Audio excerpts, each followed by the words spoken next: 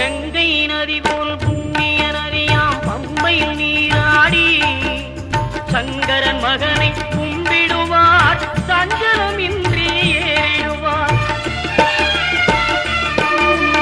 நீலிமலை ஏற்றம் சிவபாலனும் ஏற்றிடுவார். காலமெல்லாம் நமக்கே அருள்காவலனாயிருப்பார். தேகபலம் தா பாதபலம் தா தேகபலம் தா பாதபலம் தா தேகபலம் தா என்றார்.